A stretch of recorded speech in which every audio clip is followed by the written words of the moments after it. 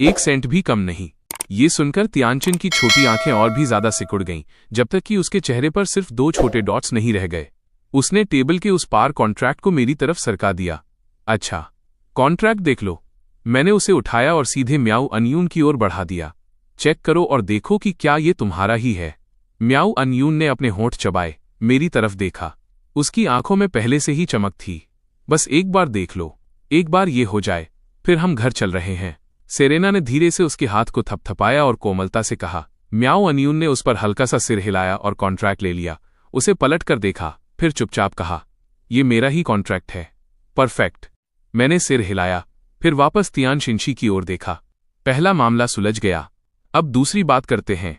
James reverse, क्या तुम अभी सीरियस हो? माल्यांग बस मुश्किल से खुद को काबू में कर पा रहा था, और जैसे ही उसने सुना कि कुछ और भी है, वो वहीं का वहीं भड़क गया।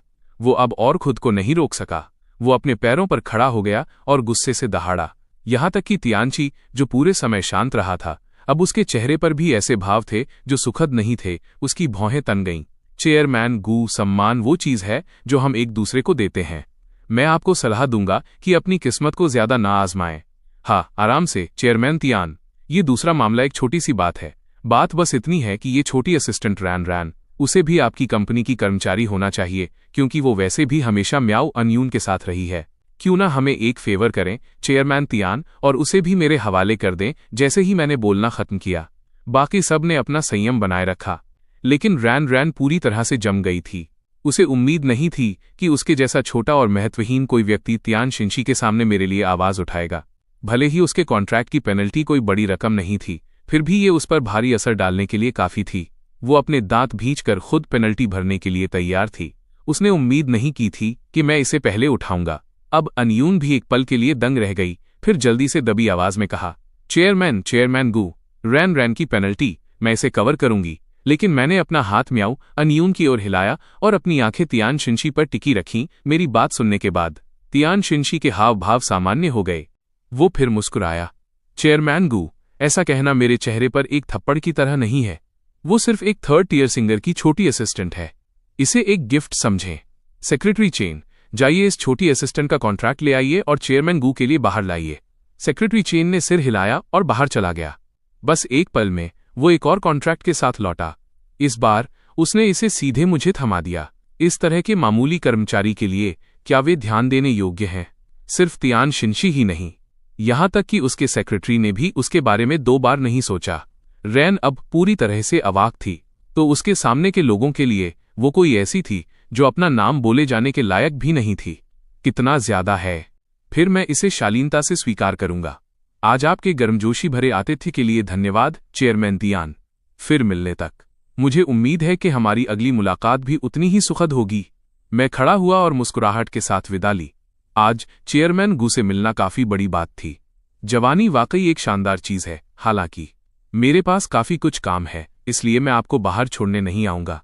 तियानची भी खड़ा हो गया, मुस्कुराहट लौटाते हुए। मैंने सिर हिलाया। सेरेना का हाथ फिर से थामा और म्याऊ अनयून और रैन को साथ लेकर हमारा ग्रुप पूरे आत्मविश्वास के साथ कॉन्फ्रेंस रूम से बाहर निकल गया। चेयरमैन तियान, वो बहुत ज्यादा घमंडी था। हमें उसे इतना सम्मान क्यों देना पड़ा?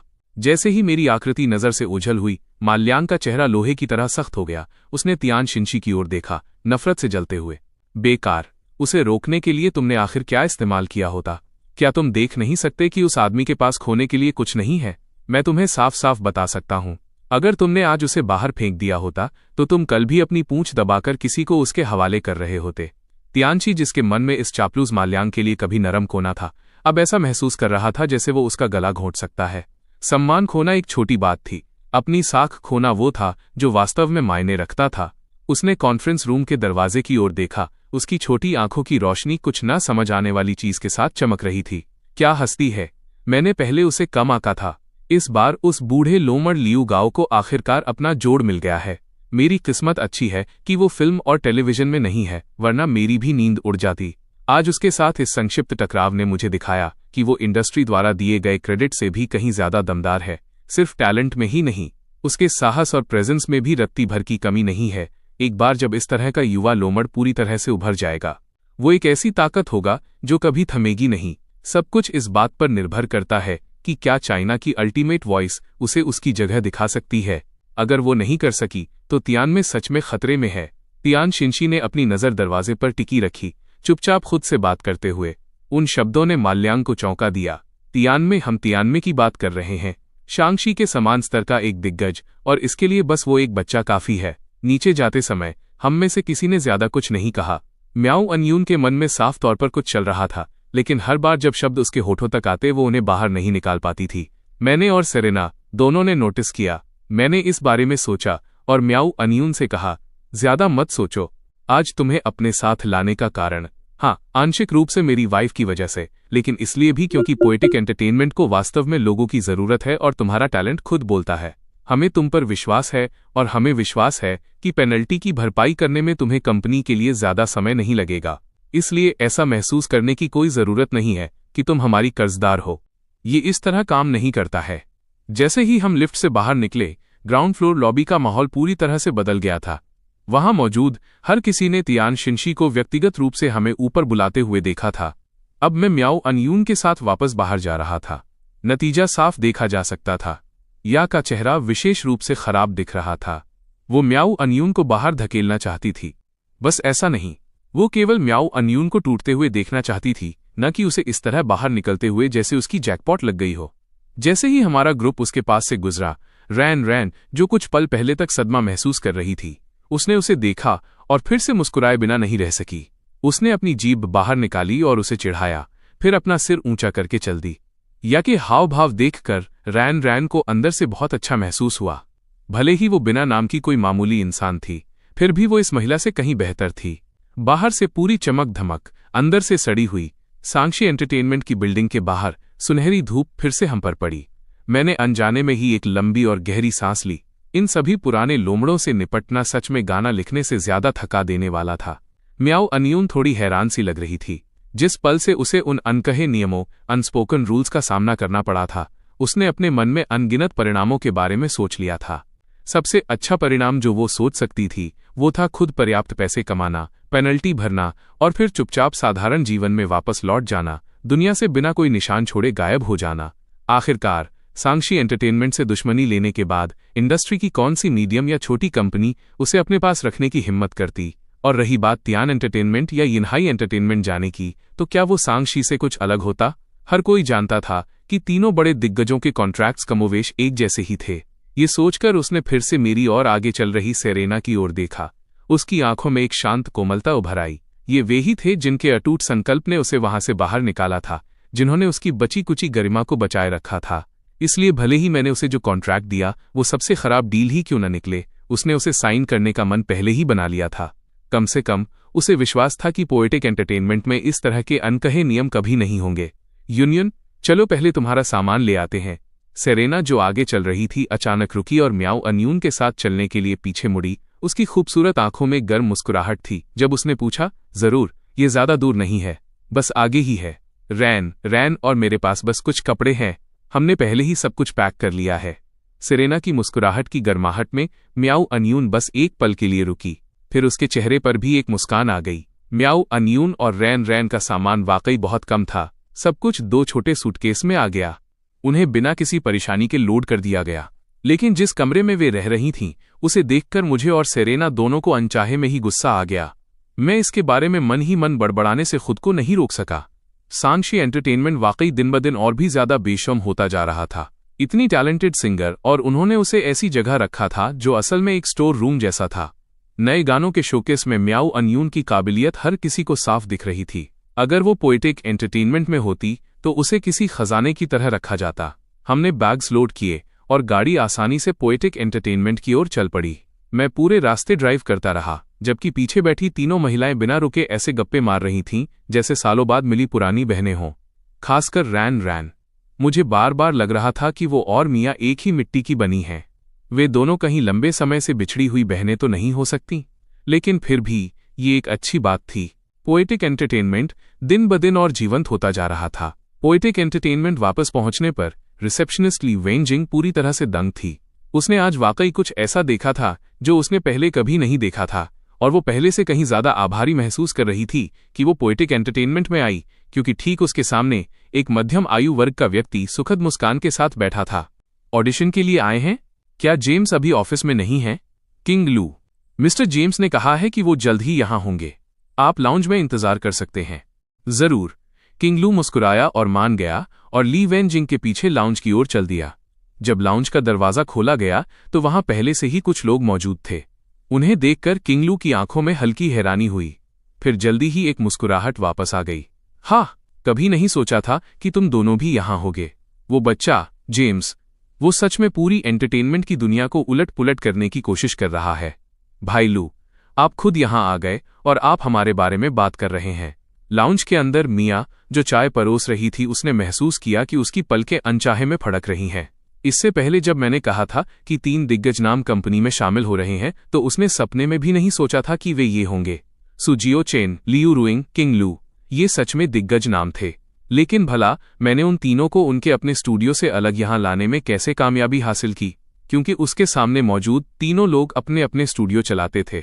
वे हर कोई अपने बॉस खुद थे और उनके कुछ काम तो पोएटिक एंटरटेनमेंट से भी बड़े थे। और फिर भी वे स्वेच्छा से पोएटिक एंटरटेनमेंट में शामिल होने के लिए आए थे। ये वाकई विश्वास करना मुश्किल था। किंग लू हंसा और सोफे पर बैठ गया, दूसरे 2 लोगों की ओर देखते हुए। मैं क्या कह सकता हूं? जेम्स ने जो ऑफर दिया उसे ठुकराना असंभव था। आप दोनों के लिए भी यही था, है ना? हा हा हा हा, सच है। जियो चेन ने एक बढ़ा चढ़ाकर हंसी निकाली। लू रुइंग मुस्कुराई और सहमति में सिर हिलाया। अगर इस इंडस्ट्री में कोई भी इन तीनों को एक कमरे में ला सकता था तो वो केवल एक ही व्यक्ति था, और वो वही था। वो लड़का जेम्स हमें आने के लिए कहता है और फिर खुद गायब हो जाता है। जब वो वापस आएगा तो मैं उसे खरी खोटी सुनाऊंगा। आह भाई लू, मैं वापस आ गया हूं, है ना? मुझे वाकई किसी जरूरी काम से जाना पड़ा था, क्योंकि आप बड़े दिल वाले बड़े आदमी हैं। अपने छोटे भाई को थोड़ी राहत दे। किंग लू की बात पूरी भी नहीं हुई थी कि मेरी आवाज दरवाजे से गूंजती हुई आई। मेरे साथ जाहिर है सेरेना और म्याऊ अनयून थीं। रैन ठीक पीछे थी। जैसे ही उसने अंदर के लोगों को देखा, उसके हाव भाव तुरंत वैसे ही बदल गए जैसे मिया के थे। बोलते ही हाजिर। किसी के बारे में एक शब्द कहो और वो सामने आ जाता है। किंग लू ने हंसते हुए अपना सिर हिलाया और मुझे दरवाजे से अंदर आते हुए देखा।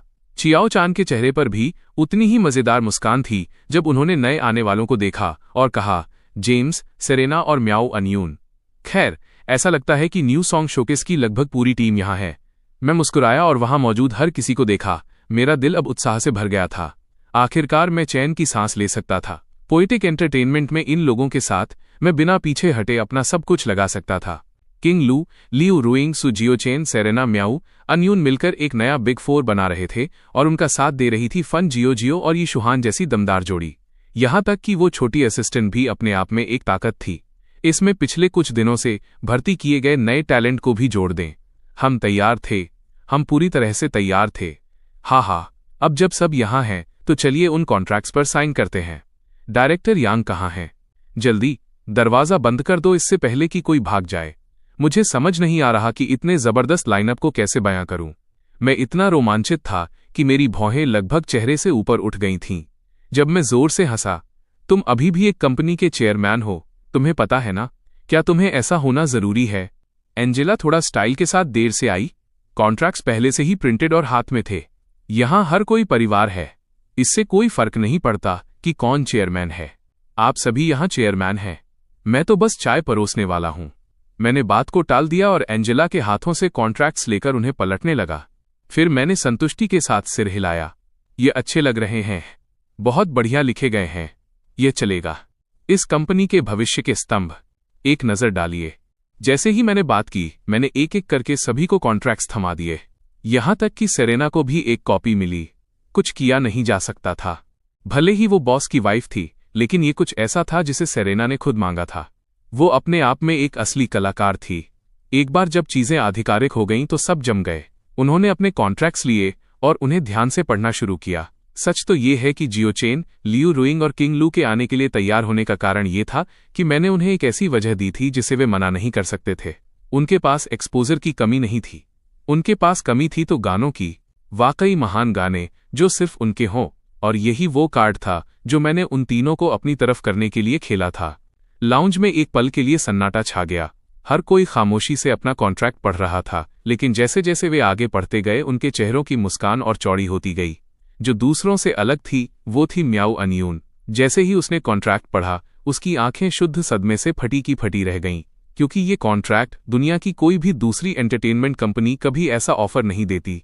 समय की कोई पाबंदी नहीं, कोई पेनल्टी फीस नहीं, यहां तक कि कंपनी छोड़ना भी पूरी तरह से बेरोक-टोक था। ये लगभग किसी भी सामान्य कंपनी के स्टैंडर्ड एम्प्लॉयमेंट कॉन्ट्रैक्ट जैसा लग रहा था। 1 महीने के नोटिस के साथ इस्तीफा दें और समय पूरा होने पर आप जाने के लिए स्वतंत्र थे।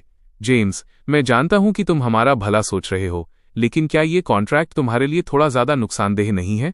दुनिया की कोई भी एंटरटेनमेंट कंपनी ऐसा कुछ साइन करने की हिम्मत नहीं करेगी। किंग लू ने अब उसने आखिरी पेज खत्म कर लिया था। उसने कॉन्ट्रैक्ट बंद किया, एक ऐसी मुस्कान के साथ ऊपर देखा जिसमें सच्ची गर्माहट का एहसास था, और कहा, यही बात आप सभी पर भी लागू होती है। गलत मत समझिए, ये सिर्फ आपके लिए नहीं है। आगे चलकर पोएटिक एंटरटेनमेंट का हर एक आर्टिस्ट इसी तरह के कॉन्ट्रैक्ट पर साइन करेगा। मैंने कॉन्ट्रैक्ट ऊपर उठाया और उसे हल्का सा हवा में लहराया। सुनिए, मेरा मानना है कि किसी को कॉन्ट्रैक्ट से बांधने की कोशिश करना सबसे बेवकूफ़ी भरी चीज़ है जो एक कंपनी कर सकती है। अगर कंपनी वाकई रुकने के लायक है तो एक फ्री कॉन्ट्रैक्ट होने के बावजूद मुझे भरोसा है कि आप रुकना ही चुनेंगे। और अगर कंपनी इसके लायक नहीं है तो भले ही आप सब यहाँ हों, कोई भी अपना दिल लगाकर काम नहीं करेगा।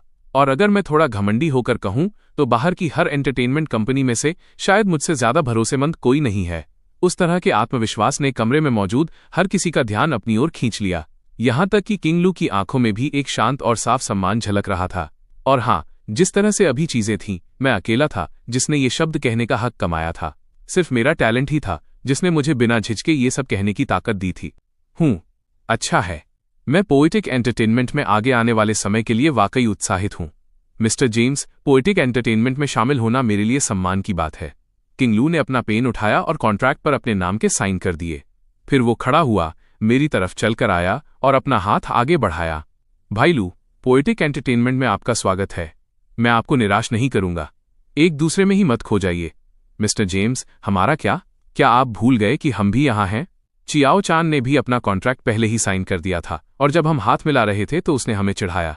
लियू रुइंग ने भी साइन कर दिए थे और एक प्यारी मुस्कान के साथ हमारी ओर देखा। जब से मैं वापस आया था, मेरे चेहरे की मुस्कान एक बार भी कम नहीं हुई थी। मैं हंसा। मैं कैसे भूल सकता हूँ? आप में से कोई भी बचकर नहीं जा रहा है। आप सभी का पोएटिक एंटरटेनमेंट में स्वागत है। वे तीनों खिलखिलाकर हंस पड़े। फिर हर किसी ने मुझे अपने कॉन्ट्रैक्ट की एक कॉपी थमा दी और दूसरी अपने पास रख ली। अब तक सिर्फ म्याओ अनयून ने साइन नहीं किए थे। हर किसी की निगाहें अनजाने में उसकी ओर मुड़ गईं। वे उस पर जाकर टिकीं। उसके बगल में खड़ी रैन रैन घबराहट के मारे बेहाल हो रही थी। उसे अंदाजा नहीं था कि यूनियन क्या सोच रही है। अगर वो उसकी जगह होती और ऐसा कॉन्ट्रैक्ट सामने होता तो टेबल पर आते ही वो तुरंत साइन कर देती। ये नोटिस करते हुए कि मैं भी उसे उत्सुकता से देख रहा हूं, म्याओ अनयून ने अपने होंठ चबाए। मिस्टर जेम्स, मुझे इस कॉन्ट्रैक्ट में एक बदलाव करने की जरूरत है।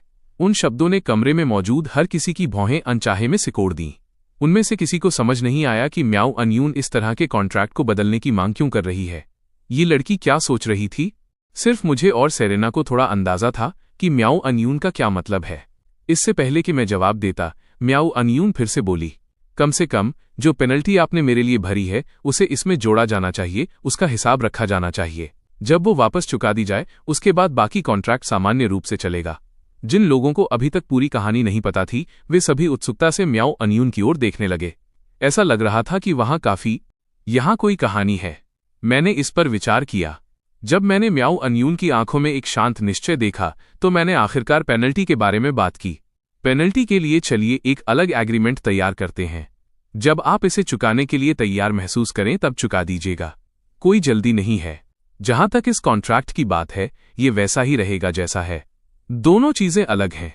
इस कंपनी के हर कलाकार को एक ही स्टैंडर्ड पर रखा जाएगा।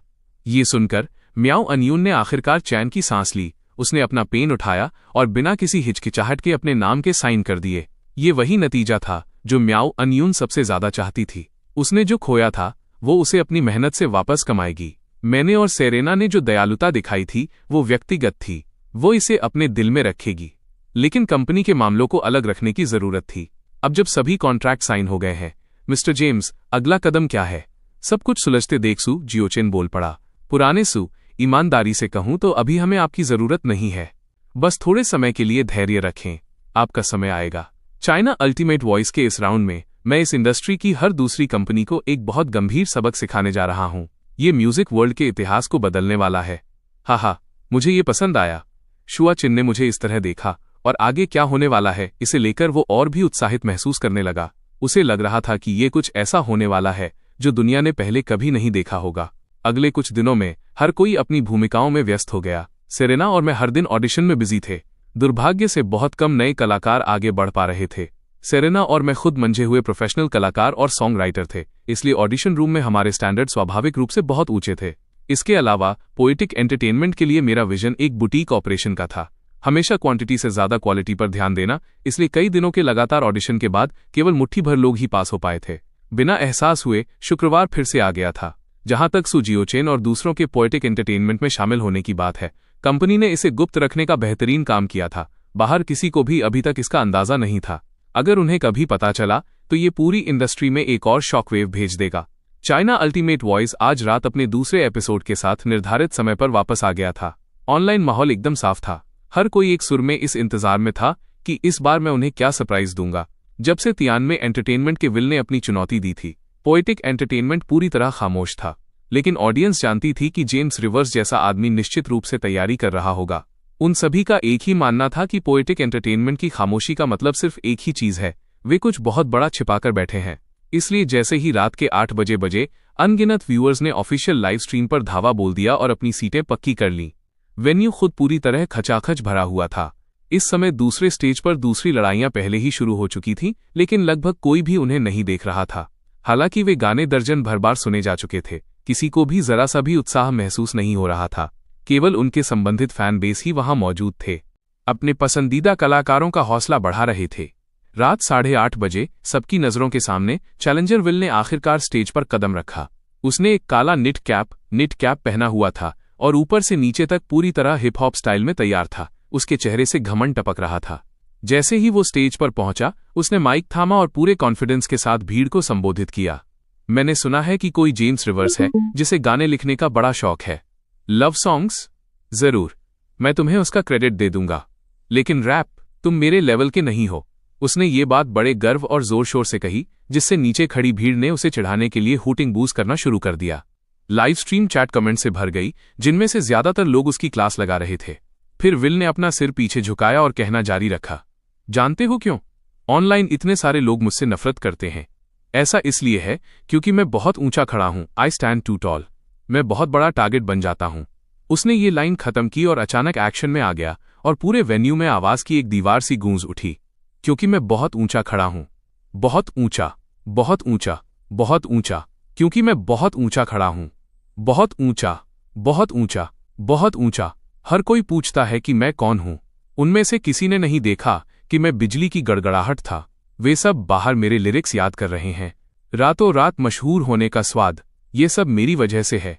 उस धमाकेदार शुरुआत से तालियों की गड़गड़ाहट नहीं हुई, बल्कि हंसी का एक बड़ा धमाका हुआ। लाइव स्ट्रीम के अंदर पूरी चैट कॉमेडी का समंदर बन चुकी थी। ये क्या था? मैं बहुत ऊंचा खड़ा हूं। क्या इसे रैप होना चाहिए? ये तो किसी टूटे हुए रिकॉर्ड की मशीन जैसा लग रहा है। बड़ी बड़ी बातें करने का यही नतीजा है, बस एक ही लाइन रिपीट पर। मैं तो हंसते हंसते मर रहा हूं। गंभीरता से दोस्तों, ये लास्ट मिनट प्रोटागोनिस्ट से कैसे अलग है?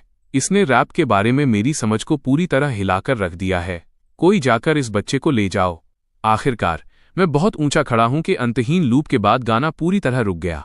विल ने भीड़ की ओर हाथ हिलाया और बड़े गर्व और आत्मसंतुष्टि के साथ स्टेज से नीचे चला गया। चाहे वेन्यू हो या लाइव स्ट्रीम, उस पल हर किसी ने चैन की सांस ली। उन्होंने अपने बुरी तरह टॉर्चर हुए कानों में उंगली डाली और शिकायतों की बाढ़ ला दी। विल का रैप सुनने के बाद अब मेरे दिमाग में बस यही अटका हुआ है कि मैं बहुत ऊंचा खड़ा हूं। क्या मुझे कोई बचा सकता है? पोएटिक, आओ और हमें बचाओ। कुछ अच्छा सुनाओ और प्लीज हमारे कान धो डालो। वो भ्रम भरा कॉन्फिडेंस सच में डरावना है। सिर्फ शोर, जीरो तकनीक। म्यूजिक सीन को क्या होता जा रहा है? नेटिजन्स की शिकायतों की इस बाढ़ के बीच आखिरकार पोएटिक एंटरटेनमेंट के एक्ट ने स्टेज संभाला। इसने देख रहे हर व्यक्ति में उम्मीद की एक किरण जगा दी। लेकिन जब उन्होंने दो ऐसे युवकों को देखा जिन्हें पहले कभी किसी ने नहीं देखा था, तो सब एक पल के लिए रुक गए। फिर बिना किसी योजना के चिंता बढ़ने लगी। पोएटिक नए लड़कों, रुकीज को उतार रहा है। क्या ये वाकई काम करेगा?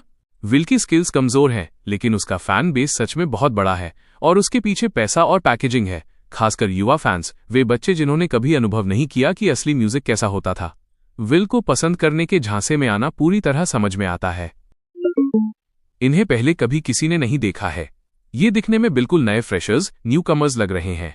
इस तरह के अनजान चेहरों पर भरोसा करना वाकई मुश्किल होता है।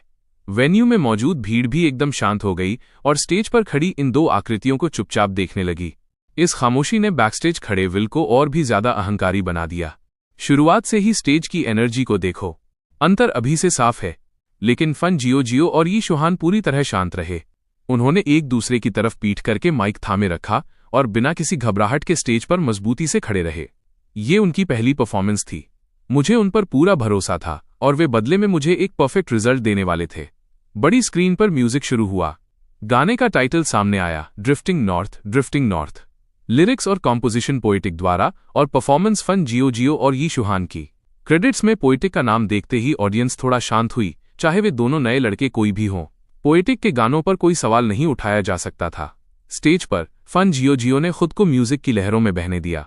जैसे ही वो माइक उठाने और गुनगुनाने हमिंग वाला पहला व्यक्ति बना, उसकी कोमल गुनगुनाहट ने अनजाने में ही हर किसी के कान खड़े कर दिए और लोग हर एक नोट का आनंद लेते हुए उसे सुनने लगे। लेकिन बैकस्टेज विल के चेहरे पर साफ नफरत दिख रही थी। ऑनलाइन कमेंट्स में भी शक और संदेह मिला जुला था और विल के कुछ फैंस ने बीच में कूदना शुरू कर दिया था। हो ही नहीं सकता, पोएटिक, ये रैप नहीं है। इंट्रो तो बिल्कुल भी रैप जैसा नहीं लग रहा। रैप तो शुरुआत से ही धमाकेदार होता है। ये ओपनिंग तो किसी पॉप सॉन्ग जैसी लग रही है। प्लीज, मुझे लगा था कि पोएटिक कुछ खास होगा। मेरा विल रैप के साथ उन पर चढ़ाई कर रहा है और उनमें इसका सामना करने की हिम्मत तक नहीं है। ये पोएटिक नहीं, भूल जाने लायक है। एक बार फिर इसे भूल जाने लायक कहो और मैं तुम्हें देख लूंगा। तुम इतनी जल्दी में क्यों हो? बस सुनो और तुम्हें पता चल जाएगा। तो सिर्फ तुम हमारे विल के बारे में बात कर सकते हो, लेकिन हम पोएटिक के बारे में कुछ नहीं कह सकते। Double standards. बस इंतजार करो, जल्द ही तुम्हें तमाचा पड़ने वाला है। वैसे भी मैं पोएटिक पर बिना शर्त भरोसा करता हूं। स्टेज पर फन जियो अभी भी धीरे धीरे गुनगुना रहा था। धुन पहले से ही बहुत खूबसूरत थी। यी शुहान ने अपने दोनों हाथों से माइक पकड़ा हुआ था और फन जियो की तरफ पीठ किए चुपचाप उस पल का इंतजार कर रहा था जब गुनगुनाहट खत्म होगी। अचानक म्यूजिक बदला, ये तेज, उग्र और गहरा होता गया। उस पल हर किसी की आंखें सिकुड़ गईं और दिल धक से रह गया। उनके पूरे शरीर में अनचाहे ही खिंचाव आ गया। वे जान गए कि असली चीज अब शुरू होने वाली है। और वाकई, यी शुहान, जो अब तक स्थिर खड़ा था, म्यूजिक की तेज बीट के साथ हरकत में आया, फुर्ती से माइक उठाया और रैप शुरू हो गया। सपनों के इस सफर पर मैंने अपनी हर जानी पहचानी चीज पीछे छोड़ दी। मेरे कंधे पर लदा बैग भविष्य के लिए मेरी हर उम्मीद को समेटे हुए है। बिल्कुल आप सभी की तरह मैं भी कहीं बहुत दूर से आया हूं, मामूली नौकरियां कर रहा हूं, भटक रहा हूं और घर के लिए तड़प रहा हूं। हम में से कितने लोग बस यही चाहते हैं कि हमारी जिंदगी थोड़ी बेहतर हो जाए, अपनी कहानी खुद फिर से लिखने के लिए, अपने माता पिता के बोझ को थोड़ा कम करने के लिए। हर बार जब नया साल आता है, घर की याद और भी बढ़ जाती है। वापस न जा पाने की बेबसी, क्योंकि सपना अभी भी पूरा नहीं हुआ है। वेन्यू में मौजूद भीड़ अब खुद को रोक नहीं सकी। एक के बाद एक चीखें और तालियां गूंज उठीं। वाकई अविश्वसनीय। वो कच्ची, बुलंद पुकार और वे परफेक्ट हाई नोट्स पूरे वेन्यू की एनर्जी को चरम पर ले गए। उस पल में हर एक इंसान ने अपनी मुट्ठियां भींच लीं, अपने अंदर एक ऐसी ताकत महसूस की जो ब्रह्मांड को पलट देने के लिए काफी थी। ये वही शक्ति थी जो इस गाने ने उन्हें दी थी। यही रैप का सबसे तात्कालिक और निर्विवाद जादू था। एक गाना और शोहरत का एक पल। आज रात हर एक व्यक्ति ने पोएटिक एंटरटेनमेंट के इन दो कलाकारों को याद रखा। फन जियो और यी शुहान ने एक ही गाने, ड्रिफ्टिंग नॉर्थ के साथ पोएटिक एंटरटेनमेंट के शासन की वापसी का ऐलान कर दिया। उस पल में प्रतियोगिता के परिणाम के लिए शब्दों की जरूरत नहीं थी। हर कोई पहले से ही नतीजा जानता था और बस यही बात थी। हर कोई जानता था, सिवाय उस हमेशा की तरह आत्मविश्वासी विल के। तियानवे एंटरटेनमेंट बिल्डिंग के अंदर फन जियो और यी शुहान के अपनी परफॉर्मेंस का दूसरा हिस्सा खत्म करने से पहले ही मीटिंग बुला ली गई थी। लेकिन ये मीटिंग पहले वाली किसी भी मीटिंग जैसी नहीं थी, क्योंकि इस बार ये सिर्फ तियानवे एंटरटेनमेंट तक सीमित नहीं थी, बल्कि एक वीडियो कॉन्फ्रेंस थी जिसमें सांगशी एंटरटेनमेंट, इनहाई एंटरटेनमेंट और हर छोटी बड़ी एंटरटेनमेंट कंपनी के चेयरमैन शामिल थे। तियानवे एंटरटेनमेंट द्वारा आयोजित इस वीडियो कॉन्फ्रेंस में वे सभी मौजूद थे। तियानवे एंटरटेनमेंट के चेयरमैन लियू गाओ एक गंभीर चेहरे के साथ बैठे थे और स्क्रीन पर मौजूद हर कंपनी के प्रमुखों को संबोधित करते हुए बोले, मुझे यकीन है कि हर कोई जानता है कि ये मीटिंग क्यों बुलाई गई है। इस बार मुझे उम्मीद है कि कोई भी अभी भी ख्याली पुलाव नहीं पका रहा होगा। उसने जिस कंपनी की स्थापना की है, पोएटिक एंटरटेनमेंट, वो पूरी इंडस्ट्री के खिलाफ युद्ध की घोषणा कर रही है। अगर हम एकजुट नहीं हुए तो संगीत की दुनिया में हम में से किसी के लिए भी कोई जगह नहीं बचेगी। स्क्रीन पर हर चेयरमैन के चेहरे पर तनाव और बेचैनी थी। वे सभी इस वास्तविकता को समझते थे, जब एक गिरता है तो बाकी भी पीछे पीछे गिरते हैं। जिस क्षण तियान में एंटरटेनमेंट को पोएटिक एंटरटेनमेंट ने पछाड़ा, एंटरटेनमेंट इंडस्ट्री का पारंपरिक ढांचा ऐतिहासिक बदलाव का सामना करेगा। ये देखकर कि कोई कुछ नहीं बोल रहा है, सांक्षी एंटरटेनमेंट के तियान शिंची ने वहीं से बात शुरू की जहां लियू गाओ ने छोड़ी थी। मुझे लगता है कि हम में से कोई भी इस इंडस्ट्री में कोई बदलाव नहीं देखना चाहता। सब खुलकर बोलें, चलिए मिलकर कोई प्लान बनाते हैं। एक छोटी सी कंपनी के खिलाफ इतनी सारी कंपनियां, डरने की क्या बात है। जैसे ही तियान शिंची ने अपनी बात खत्म की, एक मिड साइज कंपनी के चेयरमैन ने तनावपूर्ण चेहरे के साथ कहा, अगर हम पारंपरिक रास्तों से जाएं तो हमारे पास एकमात्र विकल्प उसे प्रतियोगिता में हराना है। लेकिन हर कोई जानता है कि जेम्स रिवर्स कितना टैलेंटेड है। क्या उसे प्रतियोगिता में हराना संभव भी है? बड़े से बड़ा टैलेंट भी आखिरकार खत्म हो जाता है। मैं यह मानने से इनकार करता हूं कि जेम्स रिवर्स अनिश्चित काल तक इस क्वालिटी के गाने बनाता रह सकता है। जिस पल वो ऐसा नहीं कर पाएगा, वही समय होगा जब हम पलटवार करेंगे। इससे पहले कि वो व्यक्ति अपनी बात पूरी करता, कई अन्य लोगों ने तुरंत सहमति में अपनी राय दी। लियू गाओ ने इस पर सिर हिलाया। ये बिल्कुल सही है। नहीं, किसी का टैलेंट असीमित नहीं होता। हमारे पास इतनी सारी कंपनियां हैं, हम बस उसे थका सकते हैं। और इसके ऊपर पोएटिक एंटरटेनमेंट ने अभी तक एक भी स्पॉन्सर नहीं लिया है। जब तक हम इस बार उन्हें पूरी तरह रोक देते हैं, मुझे विश्वास है कि इसके बाद कोई भी स्पॉन्सर पोएटिक एंटरटेनमेंट का साथ देने के लिए तैयार नहीं होगा। स्पॉन्सर्स के बिना उनके पास कंपनी बंद करने के अलावा कोई विकल्प नहीं बचेगा, क्योंकि उनकी फंडिंग लंबे समय तक पूरी कंपनी के ऑपरेशन को नहीं झेल सकती। एक बार जब ये शब्द कहे गए तो वहां मौजूद हर किसी ने सर्वसम्मति से सिर हिलाया। लेकिन ठीक उसी समय तियान शिंची ने यिनहाई एंटरटेनमेंट के डेविड यांग की ओर देखा और लापरवाही से कहा, चेयरमैन यांग, मैंने सुना है कि आप आजकल जेम्स रिवर्स के काफी करीब हो रहे हैं।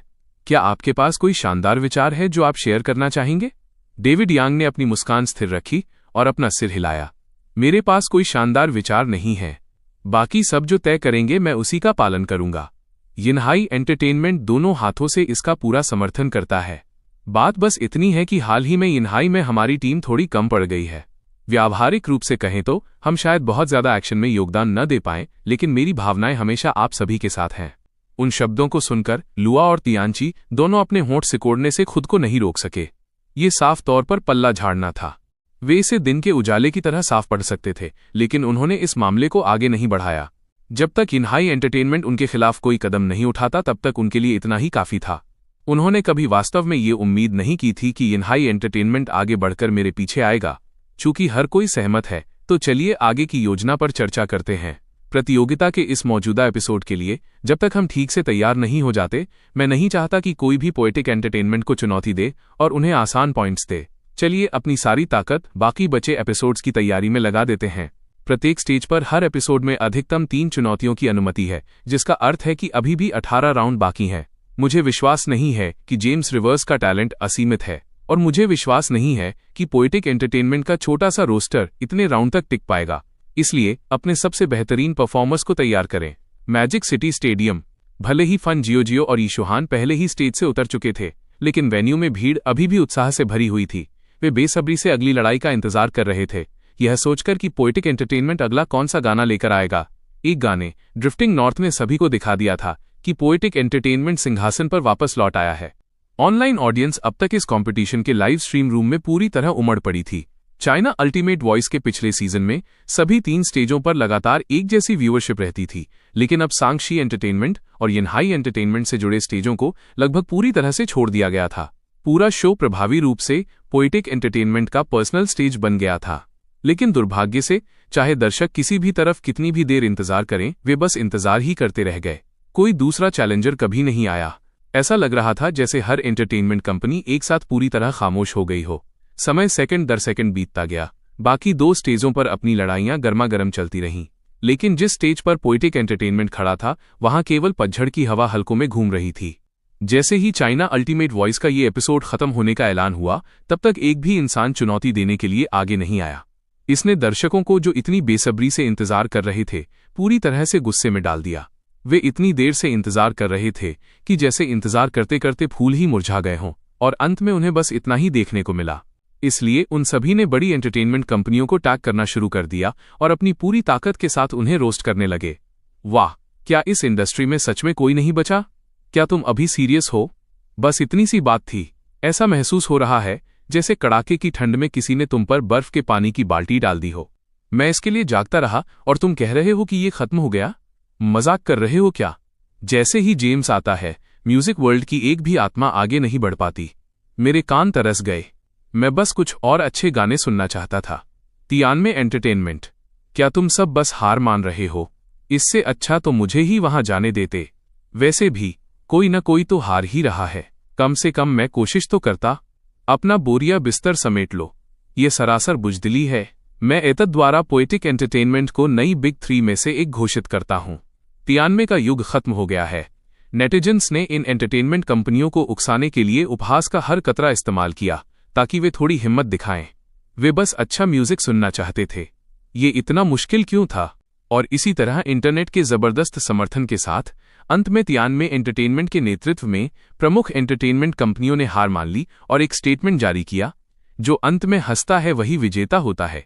देखें और इंतजार करें। स्टेटमेंट संक्षिप्त था, लेकिन इसमें एक बहुत ही अलग तरह का संदेश था। नेटिजन्स, जिन्हें मुकाबला देखना सबसे ज्यादा पसंद था, उन्होंने इन बयानों को देखा और उनके दिलों में निराशा फिर से उम्मीद जैसी किसी चीज में बदल गई। उन्होंने इसे इस तरह देखा, जब तक इन एंटरटेनमेंट कंपनियों ने हार नहीं मानी है तब तक सब ठीक है। भले ही ये थोड़ा देर से आए, जब तक सुनने के लिए अच्छे गाने हैं वे संतुष्ट थे। इसलिए नेटिजन्स उन पोस्ट के नीचे कमेंट सेक्शन में उमड़ पड़े और उनका हौसला बढ़ाने लगे।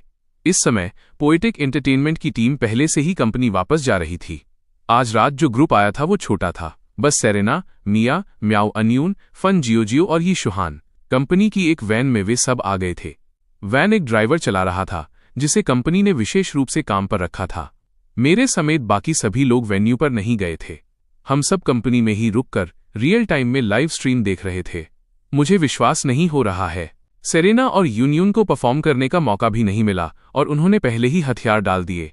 मिया ने थोड़ी निराशा के साथ अपने होंठ सिकोड़े। भले ही उसे नहीं पता था कि मैंने म्याओ अनियून के लिए कौन सा गाना तैयार किया है। वो अच्छी तरह जानती थी कि सेरेना के पास जो गाना था वो भी एक जबरदस्त धमाका था।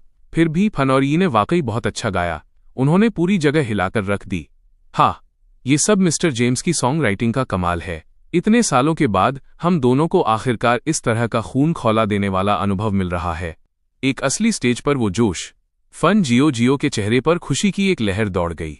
जब भी वो मेरे बारे में सोचता, उसका चेहरा शुद्ध प्रशंसा से भर जाता। उन्होंने हार नहीं मानी है। वे अपनी बड़ी चाल बाद के लिए बचा रहे हैं। आगे की लड़ाइयां और भी ज्यादा जबरदस्त होने वाली हैं। उस वक्त म्याओ अनियून ने अपना फोन उठाया और सबको दिखाने के लिए आगे बढ़ाया। सबने स्क्रीन की तरफ देखा और तियानवे एंटरटेनमेंट और दूसरी कंपनियों के स्टेटमेंट्स देखे। थोड़े ही समय में वे सभी स्टेटमेंट्स ट्रेंडिंग चार्ट्स में सबसे ऊपर पहुंच गए थे। फिलहाल नंबर 1 पर ड्रिफ्टिंग नॉर्थ गाना था और उसके ठीक पीछे वे सारे स्टेटमेंट्स थे। सच कहूं तो मुझे सिर्फ मिस्टर जेम्स पर भरोसा है। ये लोग ज्यादा टिकने वाले नहीं हैं। यी शुहान ने एक नजर डाली और साफ हताशा के साथ कहा। सबने ये सुना और मन ही मन मुस्कुराए। हाँ, जब तक मैं यहां था उनमें से किसी को चिंता करने की कोई जरूरत नहीं थी। वैन सड़क पर आगे बढ़ती रही। ग्रुप अभी भी कंपटीशन के बारे में बातें कर रहा था कि अचानक फन जियो का फोन बजा। फोन कटने तक उसके चेहरे की मुस्कुराहट गायब हो चुकी थी और उसकी जगह माथे पर चिंता की लकीरें आ गई थीं। क्या हुआ? ये शुहान ने नोटिस किया और उससे धीरे से पूछा। उन्होंने अभी आज रात एक बड़ी जीत हासिल की थी। ये एक खुशी का पल होना चाहिए था। फन जियो का चेहरा इस तरह दिखना साफ तौर पर इशारा कर रहा था कि कोई उलझन भरी बात हुई है। वैन में मौजूद दूसरों ने भी इसे भांप लिया और उसकी तरफ देखने लगे। इससे फन जियो थोड़ा असहज महसूस करने लगा। उसे लगा जैसे उसने सबका मूड खराब कर दिया है। ये कुछ नहीं है। तुम सेरेना और दूसरों के साथ कंपनी वापस जाओ। मुझे लगता है कि मैं इसे अकेले संभाल लूंगा। सेरेना, क्या मैं आपको जेंगचांग यीडा प्लाजा के पास छोड़ने की तकलीफ दे सकता हूं? फन जियो ने अपना फोन मजबूती से पकड़ा। उसके चेहरे की बेचैनी बढ़ती जा रही थी। इस समय इस तरह की परेशानी खड़ी करना उसे सच में शर्मिंदा कर रहा था, लेकिन उसके पास कोई चारा नहीं था। उसे जाना ही था। बिल्कुल, जाओ और जो भी काम है उसे देख लो। सेरेना ने सिर हिलाया। ये साफ तौर पर फन जियो का कोई पर्सनल मामला था। उसने आगे कुछ नहीं पूछा। वैन जेंगचांग यीडा प्लाजा की ओर बढ़ गई। फन जियो जल्दी में बाहर निकला और चला गया। यी शुहान ने फन जियो को जाते हुए देखा और अचानक कहा, सेरेना, मुझे फन की थोड़ी चिंता हो रही है। कैसा रहेगा अगर हम उसका पीछा करें और देखें कि क्या चल रहा है? वैन में मौजूद दूसरों ने एक दूसरे को देखा। सेरेना ने कुछ चिंता के साथ ईशुहान की ओर देखा। ये उसका निजी मामला है, क्या हमारा उसका पीछा करना ठीक होगा? सेरेना, कोई बात नहीं, फन और मैं सालों से साथ हैं, और अगर मेरा अंदाजा सही है तो वो जिससे मिलने जा रहा है मैं शायद उन्हें भी जानता हूं। उसने मुझे पीछे छोड़ दिया क्योंकि उसे बुरा महसूस हो रहा था। तो सेरेना ने जोर देकर पूछा, तो क्या हम चलकर देखें? ईशुहान की बात सुनकर मिया और म्याऊ अनियून दोनों के कान खड़े हो गए। गपशप और ड्रामे में दिलचस्पी लेने का उनका स्वभाव अचानक जाग उठा। सेरेना ने एक पल के लिए इस पर विचार किया, फिर गंभीर चेहरे के साथ ईशुहान से एक बार फिर पूछा, तुम्हें यकीन है कि ये ठीक है? सेरेना, ये बिल्कुल ठीक है। ईशुहान ने अपने सीने पर हाथ रखा और इसकी कसम खाई। तभी सेरेना ने सिर हिलाया।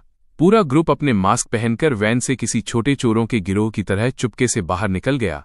उन्होंने ड्राइवर को अकेला छोड़ दिया, जिसने वैन को पास के एक लॉट में पार्क कर दिया। रास्ते में ईशुहान को पहले से ही पता लग रहा था कि फन जियो किस तरफ जा रहा है। ग्रुप कहीं नहीं रुका। ईशुहान आगे आगे चल रहा था और सीधे पास के एक छोटे सराय टैवर्न में दाखिल हुआ। वो सराय बहुत बड़ी नहीं थी, लेकिन उसे इस तरह सजाया गया था कि वहां गर्माहट और अपनेपन का एहसास हो रहा था, जैसे किसी के घर में कदम रखा हो। वो जगह पहले से ही खचाखच भरी हुई थी, लेकिन सराय के बीचों बीच बना छोटा सा स्टेज शोर शराबे और हंगामे का केंद्र बना हुआ था। ग्रुप ने उधर देखा और तुरंत फन जियो को पहचान लिया। वो किसी बात को लेकर लोगों के एक ग्रुप से बहस कर रहा था। फन जियो के पीछे दो युवा लड़कियां खड़ी थीं, जिनके चेहरों पर चोट और दुख के भाव थे। उनमें से एक ने गिटार पकड़ा हुआ था। ईशुहान ने एक नज़र देखी और उसकी आंखें फटी की फटी रह गईं। वह तुरंत आगे बढ़ा। सेरेना और म्याऊ अनियून ने दूसरों के साथ एक नज़र साझा की। उनकी आंखों में चिंता की चमक थी। उन्हें डर था कि ये दोनों मामले को काबू से बाहर न ले जाएं। सौभाग्य से जैसे ही ईशुहान ऊपर पहुंचा, उसने तुरंत उस ग्रुप के साथ बहस शुरू नहीं की। इसके बजाय वो उन दोनों लड़कियों के साथ खड़ा हो गया और पूछा, शिनी, पीलिंग, क्या तुम दोनों ठीक हो? फन जियो ने ईशुहान को ऊपर आते देखा, जिसका स्वाभाविक रूप से मतलब था कि उसने सेरेना और दूसरों को भी पीछे खड़ा देख लिया। इससे वो पहले से भी ज्यादा शर्मिंदा हो गया। उन दोनों ने अभी मुश्किल से कंपनी ज्वाइन की थी और पहले ही बॉस की वाइफ उन्हें एक सीन क्रिएट करते हुए देख रही थी। ये अजीब से भी बढ़कर था। ये सोचकर वो ईशुहान को एक तरफ ले जाने और हताशा में कहने से खुद को नहीं रोक सका, क्या मैंने तुमसे नहीं कहा था कि सेरेना के साथ कंपनी वापस चले जाओ? तुम फिर भी क्यों आ गए? चलो भी फन, तुम ऐसे नहीं हो सकते। इस तरह की चीज छिपाने का क्या मतलब है?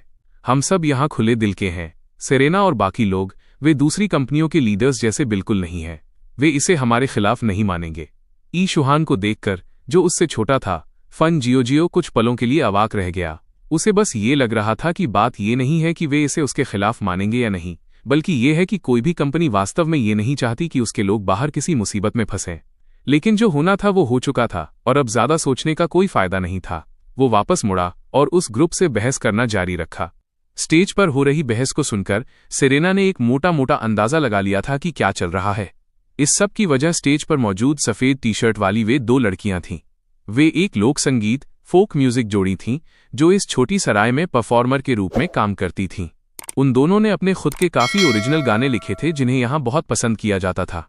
लेकिन क्योंकि इन दोनों के पास कोई सपोर्ट या कोई जान पहचान नहीं थी, इसलिए एक छोटी एंटरटेनमेंट कंपनी के लोग उनके गानों को कुछ हजार येन में खरीदना चाह रहे थे, ताकि वे ट्रैक अपने किसी कलाकार के नाम से रिलीज कर सकें। लड़कियों ने इनकार कर दिया था और उसी का नतीजा ये सीन था। उनके सामने खड़े लोग बस किराए के गुंडे थे। किराए के गुंडे यहां आकर हंगामा खड़ा करने के लिए भेजे गए थे।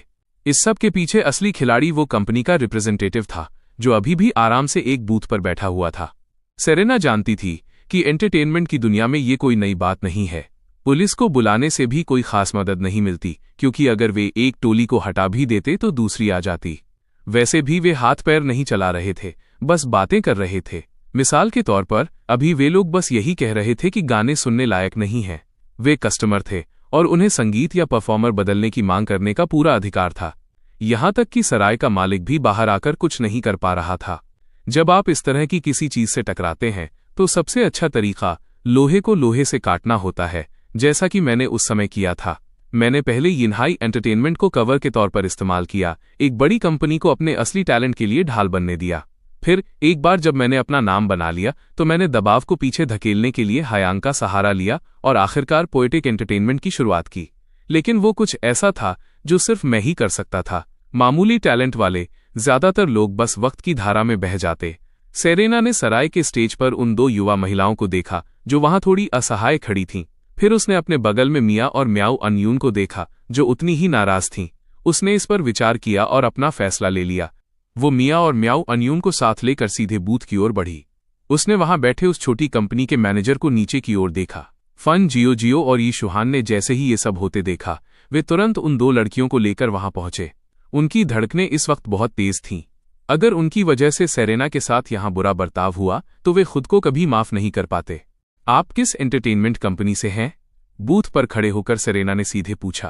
पुरानी सेरेना ऐसा नहीं करती, लेकिन लोग समय के साथ बड़े होते हैं। यहां खड़ी सेरेना में अब मेरी आत्मा का एक अंश साफ झलक रहा था। ये छोटा सा मैनेजर मजे से तमाशा देख रहा था। तभी अचानक 3 प्रभावशाली महिलाएं उसकी सीट के सामने आ गईं।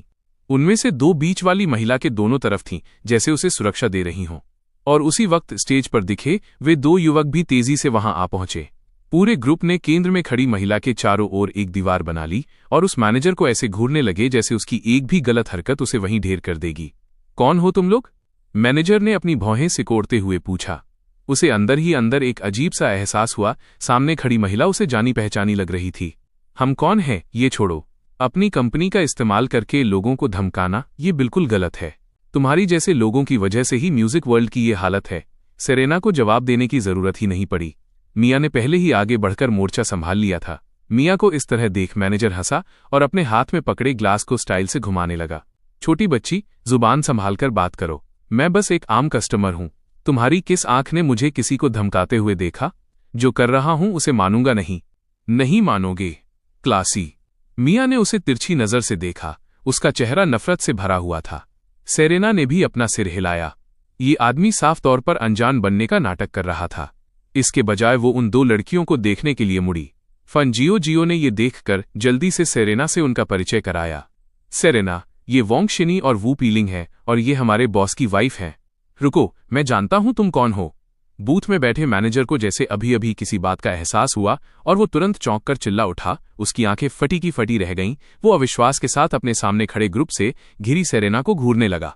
वे 2 लड़कियां भी एक पल के लिए जम गईं, फिर सीधे सेरेना की ओर देखने लगीं। उस एक चिल्लाहट ने पूरी सराय को एकदम शांत कर दिया। वहां मौजूद हर सिर उनकी ओर मुड़ा, यहां तक कि वे गुंडे भी जो अभी हंगामा कर रहे थे मुंह फाड़े चुपचाप वहां घूरने लगे। क्या उन्होंने वही सुना जो उन्हें लगा कि उन्होंने सुना है? क्या ये सेरेना थी? वही सेरेना जिसे वे जानते थे? जिस पल वो आवाज गूंजी हर कोई जान गया था कि अब माहौल बदलने वाला है। मिया पहले से ही मैनेजर को ऐसी तीखी नजरों से देख रही थी जो जान ले लें। अगले ही सेकंड पूरी जगह शोर से भर गई। सेरेना, वो इस समय इंटरनेट की सबसे बड़ी आर्टिस्ट है। कोई मुकाबला ही नहीं। यहां तक कि सराय का मालिक भी अपने हाथ मलते हुए सिक्योरिटी बुलाने के लिए दौड़ा। वो खुद पोएटिक का कट्टर फैन था। अगर सेरेना के साथ उसकी इस छोटी सी जगह पर कोई भी हादसा होता तो वो खुद को कभी माफ नहीं कर पाता। सेरेना ने शांति से मैनेजर की ओर देखा। उसकी पहचान सामने आ चुकी थी। उसने बिना किसी हिचकिचाहट के अपना मास्क उतार दिया। उसके बगल में म्याऊ अनयून और बाकी सभी ने भी उसी समय अपने मास्क हटा दिए। ओह वाह, ये तो सच में सेरेना और म्याऊ अनयून भी हैं। और वे 2 लड़के, क्या वे फन जियो और ई शुहान नहीं हैं जिन्होंने अभी अभी ड्रिफ्टिंग नॉर्थ परफॉर्म किया था? देवता जमीन पर उतर आए हैं। इस छोटी सी सराय में कौन सा जादू है? जेम्स रिवर्स कहाँ हैं?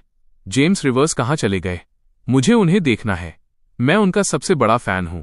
उनसे निकलने वाली एनर्जी गजब की है। मुझे ऑटोग्राफ मांगने जाने में भी डर लग रहा है। जिस पल सेरेना और बाकी लोगों ने खुद को जाहिर किया, पूरी जगह तुरंत अफरा तफरी में बदल गई। कमरे की लगभग हर जोड़ी आंखें उनकी ओर चमक रही थीं। अगर सिक्योरिटी गार्ड्स पहले से अपनी पोजीशन में नहीं आते तो लोग ऑटोग्राफ के लिए अब तक आगे बढ़ चुके होते। इसने बूथ में बैठे मैनेजर को ऐसे छटपटाने पर मजबूर कर दिया जैसे वो गर्म कोयले पर बैठा हो। वो अभी अपना मुंह खुद सी लेना चाहता था। वो इस तरह चिल्लाया ही क्यों? उसने सच में उम्मीद नहीं की थी कि 2 मामूली लड़कियों को परेशान करने से सेरेना इस मामले में खिंचाएगी। अगर पोएटिक एंटरटेनमेंट उसकी कंपनी के पीछे पड़ गई तो उसकी कंपनी खत्म थी। एक बार जब किसी कंपनी की साख गिर जाती है तो इसका मतलब है कि वो कंपनी एक ऐसे गड्ढे में जा रही है जिससे वो कभी बाहर नहीं निकल सकती। इसलिए पोएटिक एंटरटेनमेंट को जानबूझकर कुछ करने की जरूरत भी नहीं थी। मेरे वर्तमान प्रभाव के स्तर के साथ बस मेरी तरफ से एक पोस्ट जिसमें यह बताया गया हो कि क्या हुआ और उसकी छोटी सी कंपनी का काम तमाम हो जाता। हाँ, यह एक गलतफहमी है। पूरी तरह से एक गलतफहमी। ओह, ये तो सेरेना है। मैं बस निकल ही रहा था। अब वापस नहीं आऊंगा। इससे पहले कि सेरेना एक शब्द भी कह पाती, वो मैनेजर जिसने सब कुछ भांप लिया था, घबराहट में मुस्कुराया और तुरंत खड़ा होकर वहां से खिसक लिया। अब वो बस यही उम्मीद कर रहा था कि ये मामला और आगे न बढ़े। सेरेना ने उसे नहीं रोका। वो जानती थी कि इसके बाद वो निश्चित रूप से वापस नहीं आएगा। एंटरटेनमेंट की दुनिया में इस तरह की चीजें अक्सर होती रहती हैं। कोई भी इसे पूरी तरह से नहीं रोक सकता। ये दो लड़कियां खुशनसीब थीं कि वे फन जियो और यी शुहान को जानती थीं। जो लोग इतने खुशनसीब नहीं थे, वे इसे अपनी बदकिस्मती ही मान सकते थे। दुनिया हमेशा इस तरह न्यायपूर्ण नहीं होती। सेरेना, आपको इसमें घसीटने के लिए मैं बहुत माफी चाहता हूं। इस समय कमरे में सबसे ज्यादा शर्मिंदा लोग बिना किसी सवाल के फन जियो और यी शुहान थे। यहां तक कि यी शुहान ने भी उम्मीद नहीं की थी कि चीजें इस मोड़ पर पहुंच जाएंगी। कोई बात नहीं, ऐसा नहीं है कि मैं किसी खतरे में थी। बस इतना है कि आज रात यहां से निकलना इतना आसान नहीं होगा। सेरेना ने हल्की हंसी के साथ सराय के अंदर की भीड़ की ओर देखा, जो बेचैनी से शोर मचा रही थी। उनमें से बहुत से लोग अब जोर जोर से सेरेना का नाम जप रहे थे। बाकी लोग पोएटिक का नाम जप रहे थे। यहां तक कि वे गुंडे भी अब भीड़ में घुल मिल गए थे। इस वक्त वे बस किसी ऐसे छेद की तलाश में थे जिसमें वे घुस सकें। वे भी हर दिन मेरे गाने सुन रहे थे। उनमें से कुछ तो मेरे और सेरेना के फैन भी थे। अपने ही आदर्श के हाथों कुछ गलत करते हुए पकड़े जाना, दुनिया में इससे बुरा एहसास कोई नहीं हो सकता। सेरेना के अचानक आ जाने की वजह से वो छोटी सी सराय सेरेना के अचानक आयोजित फैन मीट एंड ग्रीट में बदलने की कगार पर थी। इस मोड़ पर सराय का मालिक सिक्योरिटी गार्ड्स के घेरे को चीरते हुए अंदर आया और बड़ी मुश्किल से अपनी उत्तेजना पर काबू पाते हुए बोला, सेरेना, हेलो, मैं इस जगह का मालिक हूं। अभी की स्थिति को देखते हुए क्या आपको लगता है कि आप फैंस से कुछ शब्द कह सकती हैं? सराय के मालिक की आंखें लगभग चमक रही थीं। भले ही उसे अपने आइडल यानी मुझसे मिलने का मौका नहीं मिला, लेकिन सेरेना ही उसके लिए सब कुछ थी। वह मूल रूप से मेरा प्रतिनिधित्व करती थी और आज रात की ये घटनाएं निश्चित रूप से ऑनलाइन चर्चा का विषय बनेंगी। उसकी छोटी सी सराय मशहूर होने वाली थी। जरूर, मुझे बस एक सेकंड दीजिए। सेरेना ने अपने सामने खड़े सराय के मालिक को देखा, जो उम्र में उससे काफी बड़ा था, और उसे एक अजीब सा एहसास हुआ। उसे पता भी नहीं चला कि कब वो ऐसी शख्सियत बन गई जिसे दूसरे बड़ी बहन बिग सिस बुलाने लगे। वो एक ऐसी आइडल बन गई थी जिसे कई लोग सम्मान की दृष्टि से देखते थे। सेरेना का जवाब मिलते ही सराय के मालिक का चेहरा पूरी तरह खिल उठा। उसने सहमति में बार बार सिर हिलाया, फिर मुड़ा और खबर फैलाने के लिए भीड़ की ओर चल दिया। भीड़ और पूरा वेन्यू उत्साहित जयकारों की लहरों से गूंज उठा और सेरेना वापस मुड़ी उन दो लड़कियों को देखने के लिए जो फन जियो के पास खड़ी थीं। उनकी आंखें अभी भी थोड़ी लाल थीं। वे अब वापस नहीं आएंगे। आप शांति से अपने गाने गाना जारी रख सकती हैं, सेरेना ने कोमलता से कहा। वोंग शिनी और वू पीलिंग की नम आंखों को देखकर सेरेना ने महसूस किया। उनके सीने में एक दर्द सा उठा। वाकई में टैलेंटेड लोगों के साथ इस तरह का बर्ताव बिल्कुल नहीं होना चाहिए। आपका बहुत बहुत शुक्रिया, उन दोनों ने एक साथ भर्राई हुई आवाज में कहा। वे काफी समय से इस उत्पीड़न को झेल रही थीं। आज रात उन्हें सच में समझ नहीं आ रहा था कि वे क्या करें, इसीलिए उन्होंने फन जियो को फोन किया था। वे दोनों फन जियो और यी शुहान को लंबे समय से जानती थीं और उनकी गहरी दोस्त थीं। शिनी, पीलिंग, ये सब ऐसे ही नहीं चल सकता। कौन जानता है, आगे चलकर कोई और बेशर्म कंपनी तुम्हारे पीछे पड़ जाए। तुम लोग पोएटिक एंटरटेनमेंट में ऑडिशन देने की कोशिश क्यों नहीं करती? फन जियो ने अपनी भौहें सिकोड़ते हुए उनकी ओर देखा। वोंग शिनी और वू पीलिंग ने जब ये शब्द सुने तो उनकी आंखों की चमक थोड़ी कम हो गई। अगर वे किसी अच्छी कंपनी में शामिल हो सकती तो वे यहां सराय में रेजिडेंसी क्यों कर रही होती? बात यह है कि हम फोक म्यूजिशियंस हैं। लोक संगीत ही वो सब कुछ है जो हम जानते हैं और करते हैं। क्या पोएटिक एंटरटेनमेंट हमारे जैसे कलाकारों को स्वीकार करेगा? बॉस की वाइफ खुद यहां खड़ी हैं, क्यों न उनसे ही पूछ लिया जाए? बस एक कोशिश तो करो। यी शुहान तुरंत बीच में कूदा, फिर उम्मीद भरी नजरों से सेरेना की ओर देखा। सेरेना, शिनी और पीलिंग सच में कमाल की हैं। वोंग शिनी और वू पीलिंग ने ये सुनकर खामोश और उम्मीद भरी नजरों से सेरेना की ओर देखा। सेरेना मुस्कुराई, उसके चेहरे पर एक कोमल गर्माहट आ गई। किसने कहा कि फोक म्यूजिशियन का कोई भविष्य नहीं हो सकता? क्या मैं पहले तुम दोनों को गाते हुए सुन सकती हूं? सेरेना ने तुरंत हाँ नहीं कहा। भले ही वे फन जियो और यी शुहान की दोस्त थीं, लेकिन एक कंपनी के तौर पर उचित प्रक्रियाओं का पालन करना जरूरी था। वोंग शिनी और वू पीलिंग ने सिर हिलाया। उन्होंने एक दूसरे को देखा, चुपचाप अपनी मुट्ठियां भींची और हिम्मत जुटाई। एक ने माइक्रोफोन लिया, दूसरी ने अपना गिटार उठाया और वे स्टेज की ओर बढ़ीं। उनके आसपास के लोग हट गए और उनके लिए रास्ता बना दिया। कुछ लोग पहले से ही नाम लेकर उनका हौसला बढ़ा रहे थे। उनमें से ज्यादातर यहाँ के रेगुलर कस्टमर थे। वे अच्छी तरह जानते थे कि ये दोनों क्या करने में सक्षम हैं। सेरेना और बाकी लोग स्टेज के सामने जाकर खड़े हो गए और चुपचाप उन साधारण कपड़ों वाली आकृतियों को छोटी सराय के स्टेज के केंद्र में खड़ा देखने लगे। उस पल पूरी सराय में सन्नाटा छा गया। वोंग शिनी और वू पीलिंग आदत के अनुसार बार स्टूल पर बैठ गईं। उन्होंने स्टेज के नीचे मौजूद लोगों की ओर देखा। उनकी आंखें पहले से ही चमक रही थीं। हेलो एवरीवन, इस वेन्यू पर एक जोड़ी के रूप में ये हमारी आखिरी परफॉर्मेंस हो सकती है। हमें उम्मीद है कि ये आखिरी लोकगीत आप सभी के साथ रहेगा और यहाँ मौजूद हर किसी के लिए कुछ न कुछ लेकर आएगा। लोक संगीत गरीब है, गिटार महंगे हैं, कहानियां लंबी हैं, आगे का रास्ता बहुत दूर है। हमें उम्मीद है कि हर कोई हमारी जोड़ी को याद रखेगा। हमें लैंडलॉर्ड्स कैट कहा जाता है। इन शब्दों के साथ वू पीलिंग ने धीरे से गिटार के तार छेड़े। हवा में एक उदास धुन गूंज उठी। वोंग शिनी ने अपनी आंखों के कोने से आंसू पोंछे, माइक्रोफोन उठाया और कोमलता से गाया, रो मत, आगे हमेशा एक रास्ता होगा। एक साफ आवाज जिसमें हल्की सी उदासी घुली थी कमरे में भर गई। वोंग शिनी ने अपना चेहरा छत की ओर झुकाया, एक गहरी सांस ली और अपने गले में अटकी सिसकी को पी लिया। जैसे ही वो गाना शुरू हुआ, सेरेना की आंखों में एक चमक सी आ गई। इस लड़की की आवाज बहुत खूबसूरत थी और वो बिल्कुल वैसी ही सिंगर थी जिसके लिए लोक संगीत, फोक म्यूजिक बना है। वोंग शिनी ने खुद को संभाला, अपनी भावनाओं को स्थिर किया और गाना जारी रखा। रो मत, आगे हमेशा एक रास्ता होगा। जैसे खुशी बस अगले ही मोड़ पर इंतजार कर रही हो। तुम मुझे अपने दिल में रखते हो, मैं तुम्हारे बिल्कुल पास हूं। तुम जहां जाओगे मैं भी वहीं जाऊंगी। ये सुनकर सेरेना ने धीरे से सिर हिलाया। वे दोनों स्टेज पर अभी भी थोड़े कच्चे कलाकार थे, लेकिन वही कच्चापन उन्हें लोक संगीत के लिए इतना परफेक्ट बना रहा था। और जिस तरह से उन्होंने एक जोड़ी के रूप में परफॉर्म किया, उसने हर किसी को बिल्कुल शुरुआत के दिनों में वापस जाने का एहसास कराया। उस समय में जब वे अभी शुरुआत ही कर रहे थे, अपने हरे और अस्थिर हाथों से अपने पहले गाने बजा रहे थे और अपने पहले सपने का पीछा कर रहे थे। ये काफी से भी ज्यादा था। जब गाना खत्म हुआ तो कुछ पुराने दर्शकों की आंखों से आंसू बह रहे थे। उनमें से बहुत से लोग सिर्फ इन दो लड़कियों के लिए ही यहां आ रहे थे। ये देखना आसान था।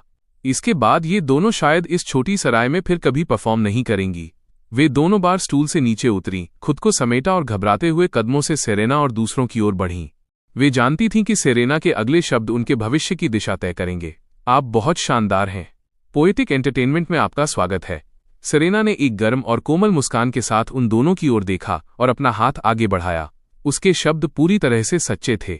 इसने वोंग शिनी और वू पीलिंग को फिर से रुला दिया। उन्होंने जल्दी से सेरेना से हाथ मिलाया। उनका दिल शब्दों से परे भर आया था।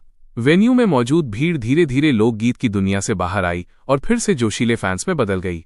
सबकी जिद पर सेरेना का नाम एक सुर में जपा जाने लगा। सेरेना ने मुस्कुराहट के साथ अपना सिर हिलाया और धीरे धीरे स्टेज पर चढ़ी। आप सभी को यहां देखकर बहुत अच्छा लगा। आज रात नया गाना तो मुमकिन नहीं है, लेकिन मैं आपके लिए अपना एक पुराना गाना गाती हूं। यह मेरे व्यक्तिगत पसंदीदा गानों में से एक है, the wind rises, the wind rises. जैसे ही वे 3 शब्द उसके मुंह से निकले, भीड़ और भी जोर से चिल्ला उठी। पुरुष और महिलाएं सभी उस पल समर्पित छोटे फैंस में बदल गए। रास्ते भर चलते और रुकते हुए, भटकते हुए युवाओं के निशानों का पीछा करते हुए मैं जब पहुंचा तो मैंने देखा कि मेरे सामने जैसे पूरा कॉन्सर्ट चल रहा है। जैसे ही मुझे मिया का मैसेज मिला, मैं बिना रुके सीधे यहां चला आया और नतीजा ये हुआ कि मैं भी इसमें फंस गया।